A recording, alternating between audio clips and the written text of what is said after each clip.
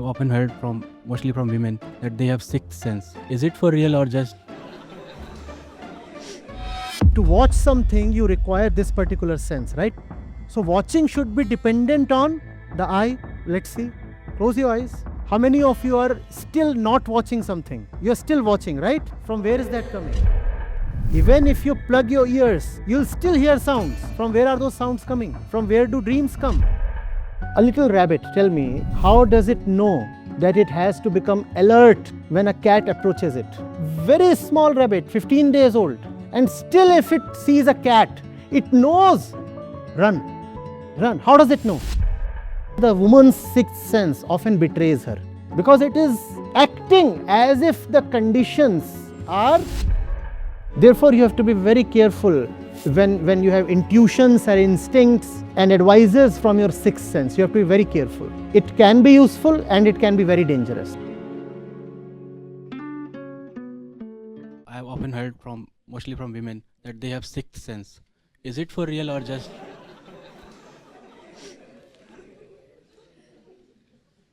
Or just a man-made theory? Woman-made theory. It's not a new thing, nor is it specific to women. The scriptures have always said that the mind is the sixth Jnanendriya. So classically that's the way they put it.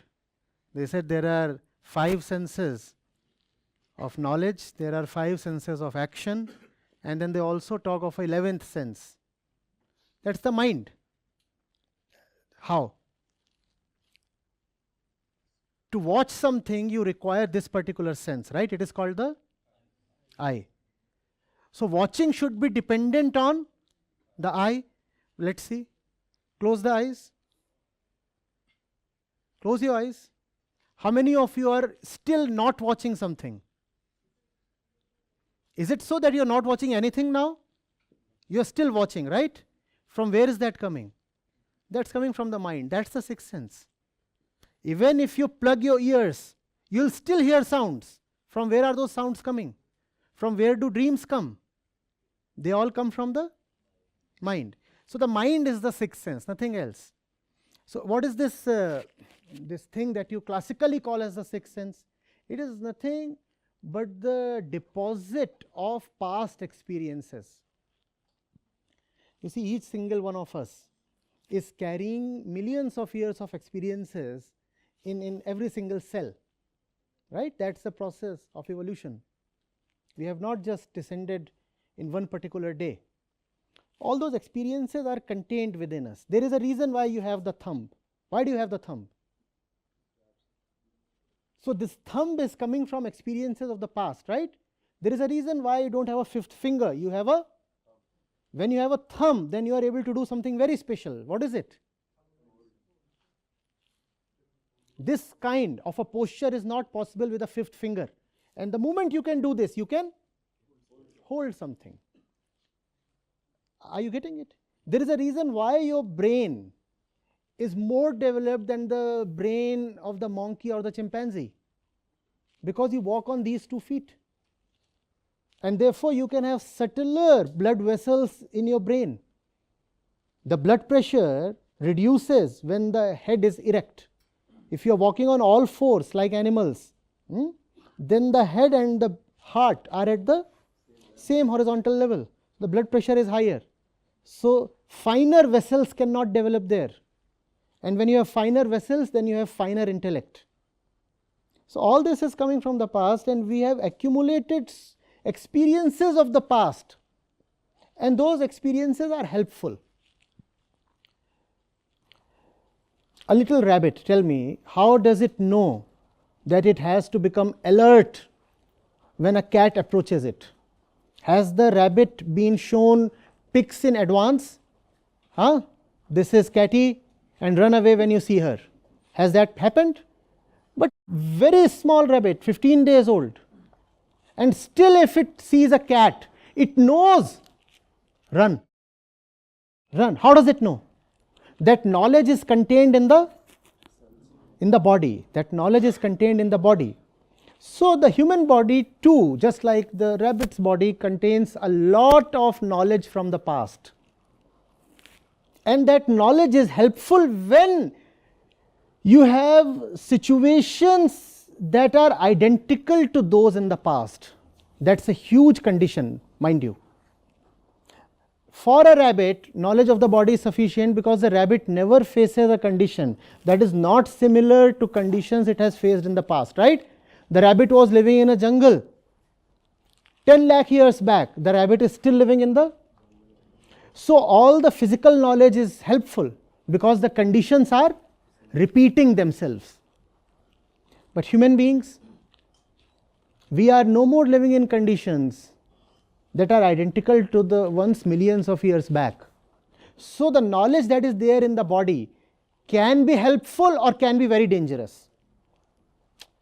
The knowledge in the body can be helpful or can be very dangerous because our conditions have changed. Are you getting it? A rabbit looks at a female rabbit and runs after her. And that is all okay because the rabbit is in the jungle where it is an animal of prey, which means its population is constantly being attacked. Therefore, it needs to procreate at a rapid speed. Therefore, the rabbit's body says the moment you look at a female, pounce upon her. Otherwise, the entire species will go extinct, and that is all right. But the same knowledge is there in the man's body as well. It's just that you are no more threatened. In fact, today you are the species that is threatening all other species. But still the man's body, because of the past experience, feels like pouncing upon the woman's body. It's not that the man is to be condemned as over-sexual. It's just the evolutionary training of the past. To have a stable population, you needed to have the woman constantly pregnant. Otherwise, mankind would have gone extinct. But that kind of an obligation, does it exist even today? It does not exist today. So conditions have changed, but the body has not changed. Body is still behaving as if you are living in the... That's why the woman's sixth sense often betrays her. Because it is acting as if the conditions are primitive, but the conditions are no more primitive. Therefore, you have to be very careful when you have intuitions or instincts and advices from your sixth sense. You have to be very careful. It can be useful and it can be very dangerous. Are you getting it? Sometimes it can be useful. For example, you smell smoke. Immediately the adrenaline levels in your blood will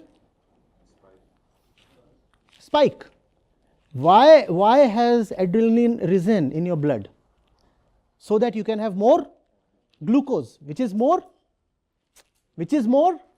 energy, so that you can, because you used to have forest fires in the past as well.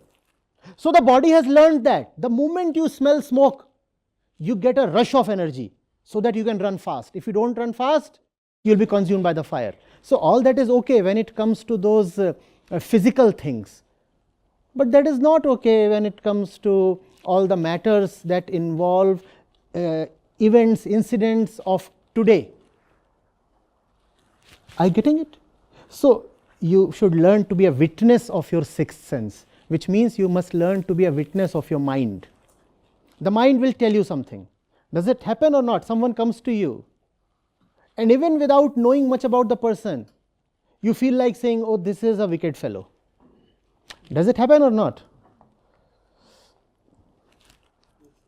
Women claim to have a more active sixth sense, so it happens more with them, right? Now, why does it happen more with them? Because historically they have been physically the weaker sex. Therefore, they were more in need of protection. One, the body was weaker. Second, there were large periods of pregnancy, extended periods of helplessness. So she needed to rely on advanced instinct. Otherwise, she would have been killed. She can't run. She is pregnant. Even if she can run, how about the chotu? So she needed to be cautious in advance. Therefore, she developed the sixth sense more than the man. That was a historical imperative. Is that historical imperative needed even today, I am asking? No. So there is no need to talk so much about the sixth sense, etc. Rather, talk about wisdom. Your wisdom is far more important than any sense or something. Spirituality is about transcending all senses. All wisdom is about transcending the mind. Do not depend on your thoughts, your emotions, and also your instincts. None of them matter too much. To some extent, they are useful, yes. Beyond that, you should know that they are just biological, physical, so they cannot be trusted. Are you getting it? Do not just say it is my gut feel.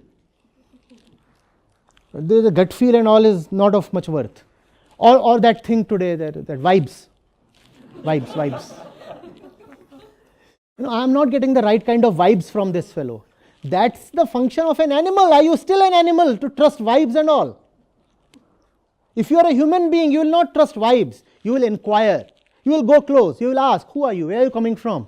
What do you mean? You will engage that person in an argument. Or if you are too suspicious, you will do a background check, right? You will not say, I am getting vibrations. What is this?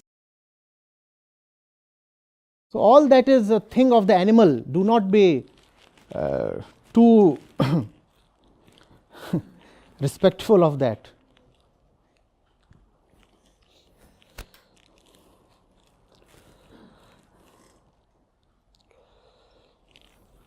Now you also know what this thing about falling in love is.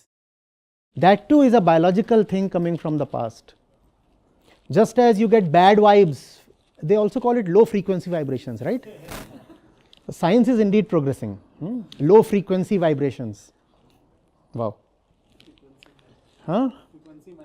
Frequency match nahi kar rahe. Nice. So, not all that. The other side of the coin is you look at someone and say, oh, this is the one for me. I am getting just the right kind of vibes. ऐसे नहीं पता लगना. The senses are not trustworthy. Thoughts deceive. Experiences are partial. Do you know the great thing about the Jain philosophy? From where has it brought non-violence to you? It's called Nayavad. It says, do not trust, do not trust. All experiences are to the ego, do not trust. No experience is trustworthy. All the knowledge that you have is partial because you are the partial entity. You are the ego and the ego is never complete. The ego is an apurna thing, partial. Therefore, never trust your senses. Which means do not trust your eyes, do not trust your ears, and never trust your inquire. And that's what gives the Jain path and consequently the entire Indian thought a lot of tolerance. Because you say, whatever I am saying is partial. Whatsoever he is saying is partial. So how do I attack him? I cannot say what I am saying is the absolute thing. And even that which he is saying can never be the absolute thing. So how can I attack him? How can I attack him? Know that all this is just very partial because the recipient of all sensory input is the ego. It is the ego to which all the senses deliver their messages. And that's the ego by definition is partial, not absolute. So, inquire. No. Be a witness of the mind. In that, the knowers have said that there is completeness.